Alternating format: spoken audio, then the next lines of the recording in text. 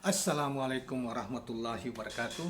Rekan-rekan sekalian, kembali kita berjumpa di Jejak Semesta 65. Semoga kita semua dalam keadaan sehat walafiat, selalu dalam lindungan Allah Subhanahu wa taala. Kawan-kawan sekalian, kembali saya ingin mengulas satu berita yang sangat hangat dan tentunya kita semua sudah mengetahuinya tentang dinamika capres ya, Pilpres 2024 yang akan datang, yang hari-hari ini kemudian mengesankan bongkar pasang pasangan. Tetapi sesungguhnya itu baru klaim dari satu partai politik, misal yang terjadi di koalisi KPP yang kemudian menimbulkan kemarahan Partai Demokrat. Kemarahan dalam arti tanda petik yang menuding Nasdem dan Anies berkhianat terhadap AHY dan lain sebagainya sebagaimana juga kita sudah sampaikan sebelumnya. Kali ini saya akan tampilkan saudara sekalian dalam kaitan masalah dinamika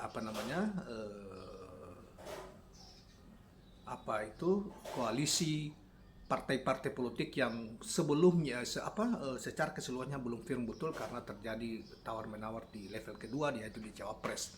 Saudara sekalian, kali ini yang paling hangat mulai dari kemarin tadi malam sampai pagi ini ya, berita yang menghiasi berita nasional kita adalah manuver Surya Paloh dan Anies Baswedan berkoalisi dengan Nasdem berkoalisi dengan PKB, dan diduga sudah dipasangkan antara Anies Baswedan dan cawapresnya adalah Muhaimin Iskandar. Itu yang kemudian menimbulkan semacam reaksi yang sangat keras dari Partai Demokrat, yang Partai Demokrat sebelumnya menggadang-gadang berharap betul, amat berharap supaya Anies memilih AHY sebagai cawapresnya. Namun tadi malam juga kemudian berita itu begitu sangat untuk mungkin sedikit meredahkan kemarahan Partai Demokrat. Surya Paloh mengatakan bahwa belum final sebetulnya pasangan Anies dan Caimin itu belum memiliki format yang final. Artinya masih terjadi, bisa ada dugaan bisa terjadi perubahan dan lain sebagainya. Tetapi sudah terlanjur Partai Demokrat begitu memberi reaksi yang sangat keras dan negatif ya. Ini kan kata-kata kepada Surya Paloh, Nasdem dan Anies Baswedan bahkan dianggap pengkhianat dan lain sebagainya. Dalam konteks itu tentunya nanti soal khianat dan tidak tentunya nanti kita lihat dan kita sudah pernah bahas di video yang lain, dan oleh karena itu multi tafsir soal itu ya. Oleh karena itu makanya reaksi PKS dan Partai Demokrat tentunya berbeda. PKS tetap pada rel bahwa dia tetap memberi dukungan terhadap Anies Baswedan dengan berpegang pada pernyataan koalisi atau perjanjian koalisi bahwa yang menentukan sepenuhnya cawapres Anies adalah Anies sendiri, untuk diberi kebebasan untuk memilih. Itu kesepakatan tiga partai. Namun ketika Anies mencoba bersama Surya Paloh tentunya untuk mengambil sikap bahwa mengambil sikap untuk menentukan Caimin cawapresnya atau cawapres di luar Partai Demokrat, tiba-tiba Demokrat menuding Anies berkhianat lah, Surya Paloh berkhianat lah, kemudian Nasdem berkhianat lah, padahal perjanjian mereka seperti yang tadi saya sebutkan bahwa diberikan kebebasan sebelumnya tiga partai ini kepada Anies capres mereka untuk menentukan siapa cawapresnya. Yang kedua, memberi tugas kepada juga dan kebebasan kepada Anies untuk menggalang dukungan, memperluas dukungan partai, dan itu dilakukan misalnya ke PKB, yang kemudian ada informasi bahwa Anies akhirnya menetapkan Caimin sebagai cawapresnya. Nah, saudara sekalian, dalam kaitan ini maka agak bagusnya coba kita mengungkapkan sebuah analisa yang dari pengamat politik UNAS ya. Slamet Ginting mengungkapkan keputusan Ketua Umum Partai Nasional Demokrat Nasdem Surya Paloh memasangkan Anies Baswedan dengan Ketua Umum Partai Kebangkitan Bangsa Muhaimin Iskandar sebagai bakal calon presiden dan bakal calon wakil presiden memporak-porandakan formasi politik menjelang pelaksanaan pemilihan presiden 2024 ini. Jadi peta politik berubah total menurut analisa dia nih, porak-poranda peta politiknya dan tak terduga sebelumnya. Nah, pasangan Anies dan Caimin ini merupakan kejutan politik yang porak-porandakan skema formasi koalisi politik. Nasdem dan PKB sudah cukup memenuhi persyaratan 20% ambang batas untuk mengikuti kontestasi pilpres. Ya memang, jadi kalau Demokrat dengan PKS misalnya ya, tapi PKS sejauh ini yang kita sudah sampaikan juga pernyataan mereka bahwa mereka tetap memberi dukungan terhadap Anies sesuai dengan keputusan Dewan Suro, ya siapapun wakilnya tentunya, terkecuali Demokrat ya. Jadi tanpa mereka ini, taruhlah misalnya PKS dan Demokrat tidak ikut serta pun kalau terjadi koalisi antara Nasdem dengan PKB, tetap memenuhi syarat presiden threshold, bisa mengajukan capres-cawapresnya. Nah, kemudian menurut Ginting dengan skema formasi Anies berpasangan dengan Muhaimin, maka otomatis PKB akan keluar dari poros pendukung Prabowo Subianto. Di sisi lain akan terjadi gejolak politik yang besar di Koalisi Perubahan dan Persatuan. Bagaimana nasib Partai Demokrat dan Partai Keadilan Sejahtera? Kalau Partai Keadilan Sejahtera kita sudah sampaikan tadi, dan sudah ada pernyataan dari Wakil Ketua DPP Partai Keadilan Sejahtera, bahwa mereka tetap loyal tunduk pada keputusan Dewan Suro yang mencalonkan Anies sebagai calon presiden. Jadi berbeda dengan Demokrat yang marah-marah gitu, yang ternyata juga tidak tulus.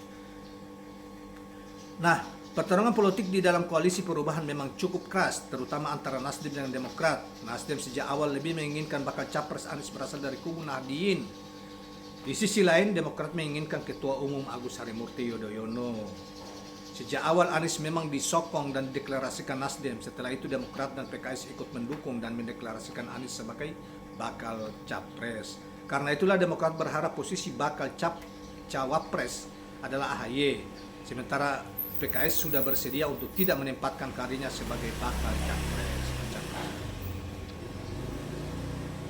Dengan telah diumumkannya pasangan Anies dan Muhaimin, maka inilah pasangan pertama yang bisa maju dalam Pilpres.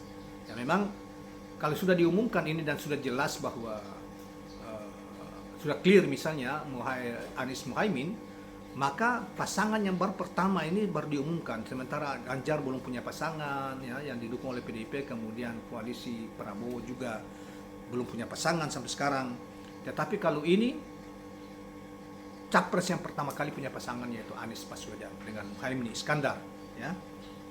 Kalau itu tidak terjadi lagi perubahan sebagaimana yang diharapkan oleh Demokrat yang marah-marah. Bahkan kata Ginting, Muhaimin sudah pada fase frustrasi politik. Muhaimin merasa sudah tidak bisa lagi melakukan penetrasi politiknya di poros Prabowo.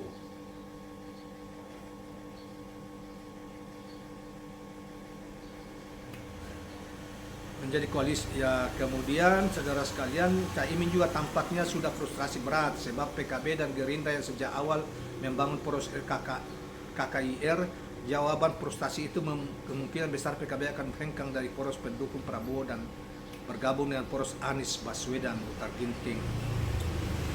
Nah, dalam poros pendukung Prabowo, lanjut Ginting, baik PKB, PAN maupun Golkar sama-sama menginginkan posisi bakal cawapres. PKB menginginkan Muhaimin Iskandar, PAN mengusulkan Erick Thohir, dan Golkar menyorongkan ketua umumnya Erlangga Hartarto.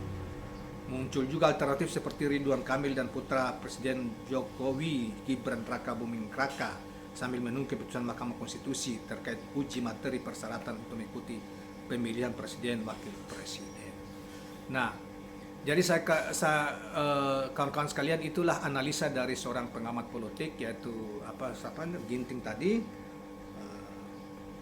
Dan menurut dia dengan terjadinya koalisi antara Partai Nasdem dengan PKB ini dan mencalonkan Muhaimin Iskandar sebagai cawapres Anies Baswedan membuat porak-porandakan peta politik nasional, terutama peta politik koalisi partai menuju Pilpres ya, atau pemilu dan DPR, DPD dan Pilpres 2024 yang akan datang. Berubah total. Banyak analisa sebagaimana yang kita sampaikan di video pertama, mengatakan bahwa ini adalah bukan pemain tunggal Surya Paloh dengan Caimin dan Anies saja, tetapi ini juga ada pemain dari kekuasaan yang menginginkan Caimin masuk di dalam sebagai orang yang berkoalisi di Pilpres ini.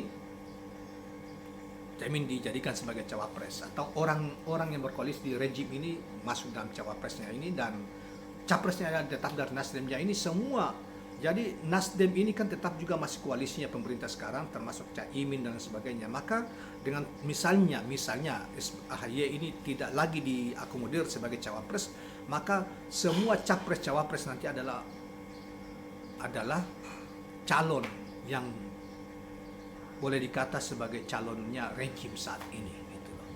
Soal ide visi misi tentang perubahan itu nanti tersendiri, apakah masih tetap pada ide perubahan atau mengalami semacam verifikasi tema-tema tentang perubahan itu. Kita lihat nanti, karena pada hakikatnya dengan PKB, Nasdem, dan mungkin juga tetap PKS, tetap juga isu perubahan menjadi ide kampanye, tetapi boleh dikata bahwa peran rejim untuk mengakomodir seluruh potensi partai-partai yang di bawah dukungan koalisi rejim sekarang ini, di mana capres dan cawapres yang berasal dari sumber capres dan cawapres yang berasal dari partai penguasa hari ini, maka boleh dikata ketiga capres ini adalah capresnya rejim hari ini. Demikian kawan-kawan sekalian, jangan lupa subscribe, like, dan share channel ini. Assalamualaikum warahmatullahi wabarakatuh.